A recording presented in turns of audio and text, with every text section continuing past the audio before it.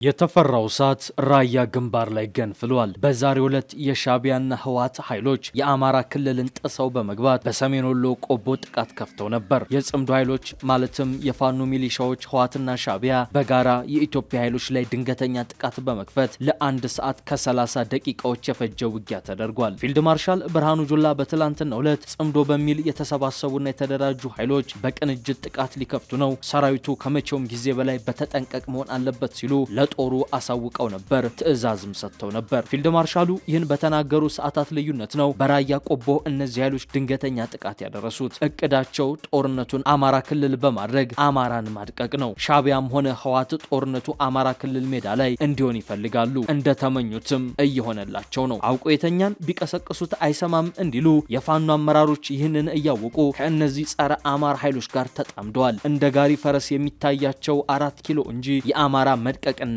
ማለቅ አልሆነም። ወዲህ ደግሞ እንግሊዛዊ ጋዜጠኛ ማርቲን ፕላውት በትላንትናው ዕለት ምንጮቹን ዋቢ በማድረግ ከፍተኛ ቁጥር ያለው የጦር መሳሪያ ከኤርትራ ወደ ራያ ግንባር መግባቱን ዘግቧል። ዘገባው እንደጠቀሰው የጦር መሳሪያዎቹ አዲግራት፣ ማይ መቅዳና መቀሌን አቋርጠው በማለፍ ወደ ደቡብ ራያ ያመሩ ሲሆን ምናልባትም በአላማጣ ቆቦ ግንባር አቅጣጫ ሊሰፍሩ ይችላሉ ሲል ዘግቧል። ከተንቀሳቀሱት የጦር መሳሪያዎች መካከል 7 ታንኮች፣ 5 የዙ 23 ጸረ አውሮፕላን መትረጊሶች፣ የረጅም ርቀት መሳሪያዎችና ሌሎች ከኤርትራ እንደመጡ የሚነገርላቸው ከባድ የጦር መሳሪያዎች ይገኙበታል። ይሁን እንጂ እነዚህ የጦር መሳሪያዎች ትክክለኛ ቁጥር እንዲሁም መነሻቸውና የተጓዙበት መስመር በዘገባው ላይ አልተጠቀሰም። ከዚህ በተጨማሪ ህወሓት በዛሬው ዕለት ከፋኖና ሻዕቢያ ጋር በመጣመር ድንገተኛ ጥቃት የከፈተው በአማራ ክልል ግዛት ስር በሚገኘው ከቆቦ ቅርብ ርቀት ላይ ነው። የህወሓት ኃይሎች አማራ ክልል ጥሰው መግባታቸውን ሻዕቢያ በደቡብ ትግራይ ራያ እያደረገ ያለውን አደገኛ እንቅስቃሴ የመከላከያ ሰራዊት እየወሰደ ያለውን የአጸፋ እርምጃና የጥንቃቄ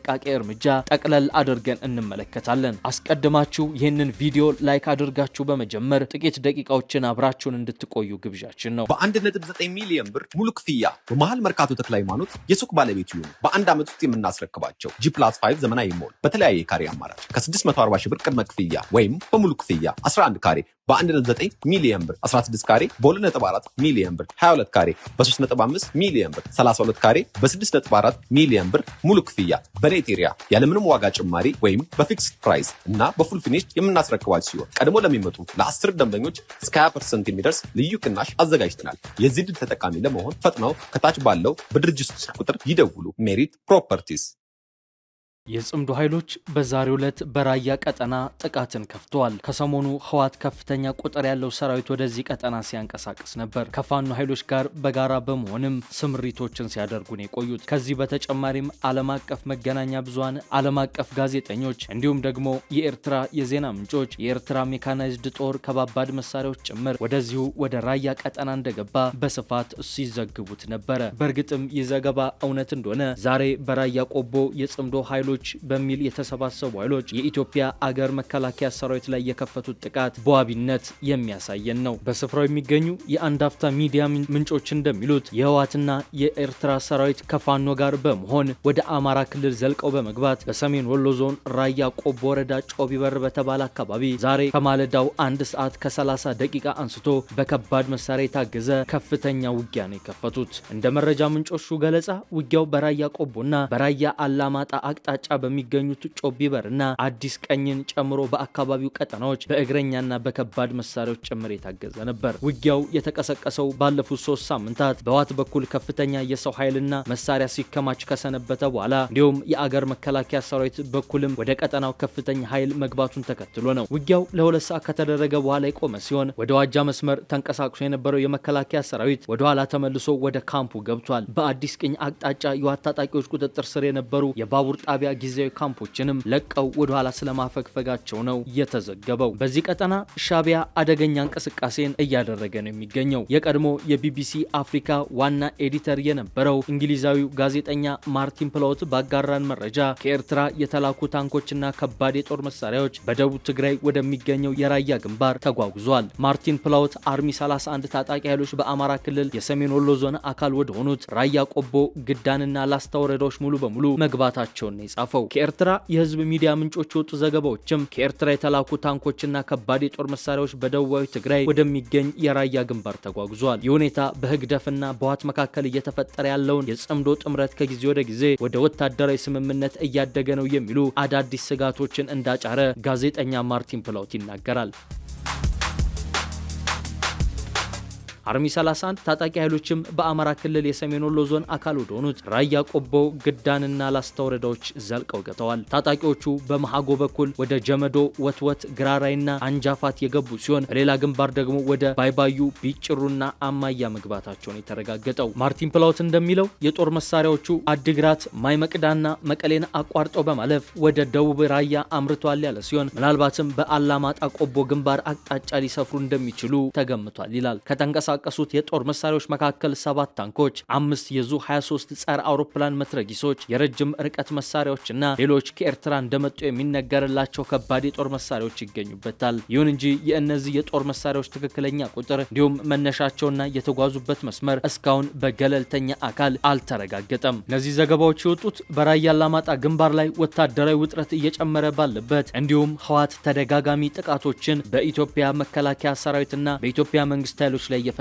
ባለበት ወቅት ነው። ለአብነትም በዚህ ወር መጀመሪያ ላይ በጨርጨር ቢሶበርና ዋጃ መስመር ወደ ቆቦ አቅጣጫ የህወሓት ታጣቂዎችና ከባድ መሳሪያዎች በብዛት ሰፍረዋል። ከዚህም በተጨማሪ በቅርቡ በምዕራብ ትግራይ በህወሓት ታጣቂዎችና በኢትዮጵያ ፌዴራል ኃይሎች መካከል ከባድ የጦር መሳሪያዎችና ሜካናይዝድ ክፍሎች የተሳተፉበት ውጊያም ተከስቷል። በገለልተኛ አካል ከተረጋገጠ የኤርትራ ከባድ የጦር መሳሪያዎች በትግራይ በኩል ወደ ራያ መንቀሳቀሳቸው ህወሓትን ከኤርትራው የህግደፍ መንግስትና ሌሎች የኢትዮጵያ ፌዴራል መንግስትን ከሚቃወሙ ኃይሎች ጋር እያስተሳሰረ የሚገኘው ጽምዶ ላይ ጉልህ እድገት መኖሩን የሚያመላክት ነው። በቅርብ ጊዜ የወጡ ዘገባዎች ይህ የጽምዶ ጥምረት ከፖለቲካዊ ቅንጅት አልፎ ወደ ልቅ የሆነ ወታደራዊ ትብብር እየተሻገረ ስለመሆኑ ማርቲን ፕላውት ተናግሯል። ከዚህ በተጨማሪም ይህ ክስተት የኤርትራ ምንጮች በአስመራ ሰፊ ወታደራዊ ስትራቴጂ ላይ ያላቸውን ስጋትም እንዳባባሰው ጋዜጠኛው ጠቅሷል። ስጋታቸውም ሻዕቢያ ከኢትዮጵያ ጋር ወደፊት ሊኖር የሚችለውን ማንኛውንም ግጭት ከኤርትራ ግዛት በማራቅ ስትራቴጂካዊ ጥልቀት ለመፍጠር እየፈለገ ነው የሚል ነው። አንደምታዎቹን በዝርዝር እንመልከታቸው።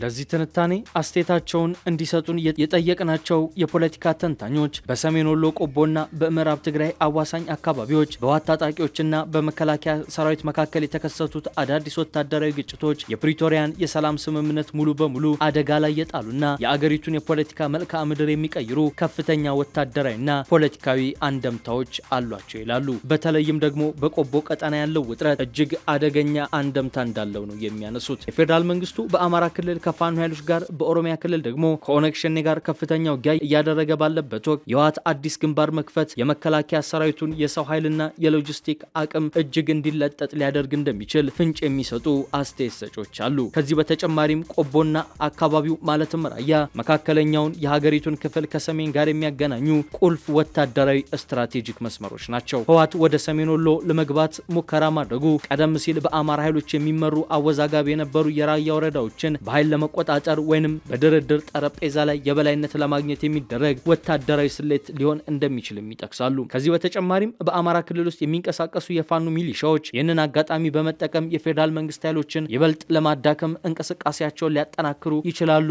የሚሉ አስተያየት ሰጪዎች ይህ ደግሞ ሰሜን ኢትዮጵያን ዳግም ወደማያልቅ የእርስ በርስ ውጊያ አዙሪት ውስጥ ይከተዋል ይላሉ። ፖለቲካዊ አንደምታዎችም አሉት። ከነዚህም መካከል በዛሬው ዕለት ህወሓት ወደ አማራ ክልል ቆቦ፣ ሰሜን ወሎ መግባቱ በአማራና በትግራይ ህዝብ መካከል ያለውን የህዝብ ለህዝብ ግንኙነት ሊያሻክረው ይችላል የሚለው አንዱ ነው። ቀደም ሲል በነበሩት ጦርነቶች በቆቦና አካባቢው በንጹሃን ላይ የደረሱት መጠነ ሰፊ ግድያዎችና ሰብአዊ ቀውሶች ትዝታ ሳይጠፋ የታጣቂዎች በድጋሚ የአማራ ክልልን ወሰን ጥሰው መግባት በሁለቱ ህዝቦች መካከል ያለውን የጥርጣሬና የበቀል ስሜት ይበልጥ ሊያከረው እንደሚችል አስተያየታቸውን የሚሰጡ አሉ። ከዚህ በተጨማሪም ቀጠናዊና ዓለም አቀፋዊ አንደምታ አለው። በምዕራብ ግንባር ሸረሪን አካባቢ ከተቀሰቀሰው ግጭት ጋር ተያይዞ ሱዳን ውስጥ ካለው የእርስ በርስ ጦርነትና ከኤርትራ ጋር ካለው ዲፕሎማሲያዊ መበላሸት አንጻር የውጭ ኃይሎች በሰሜን ኢትዮጵያ ግጭት ውስጥ በቀጥታም ሆነ በተዘዋዋሪ እጃቸውን እንዲያስገቡ በር የከፈተ ሆኗል። ከላይ የጋዜጠኛ ማርቲን ፕላውትን መረጃ ለአብነት እንደጠቀስነውም የራያ ቀጠና በእርግጥም ለውጭ ኃይሎች